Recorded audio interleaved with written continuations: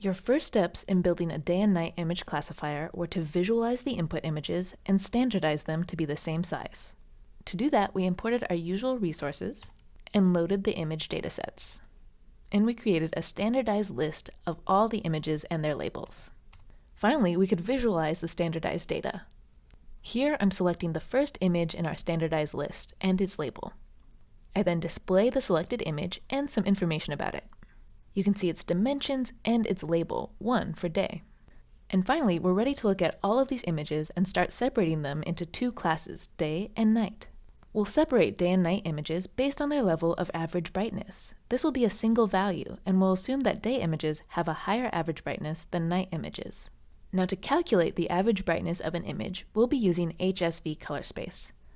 Specifically, we'll use the value channel, which is a measure of brightness, and add up the pixel values in the value channel.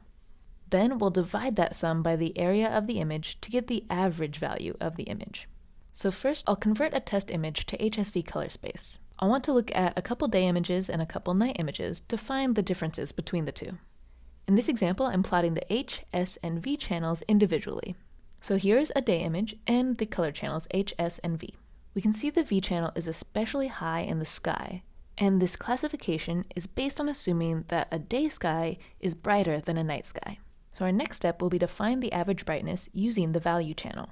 Now I'm going to define a function for finding the average value of an image.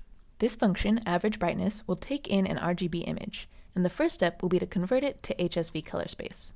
Next, I want to add up all of the pixel values in the value channel, and I'll do that using NumPy's sum function. This looks at the V channel of our HSV image and adds up all of the pixel values. Then I'll calculate the area of my image, which I know is 600 by 1100 since we standardized each image.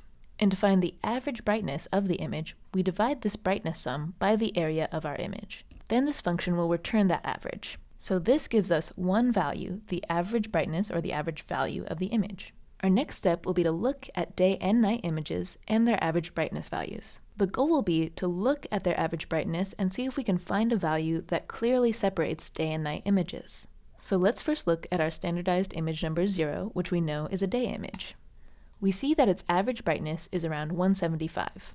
Now let's look at a night image. This is a pretty dark image and the average brightness value is just about 35. And we want to look at a variety of these images. Here's another day image, and its average brightness is around 143. Now, with just a couple of these values in mind, you might be thinking about how you can use the average brightness to predict a label for each image, 0 for night or 1 for day. And it will be up to you to define that threshold.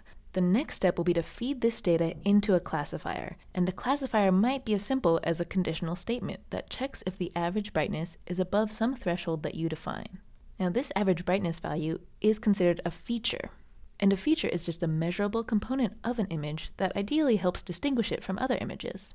And we'll soon learn more about testing the accuracy of a model like this. Next, we'll learn a bit more about features and why they're useful for self-driving cars.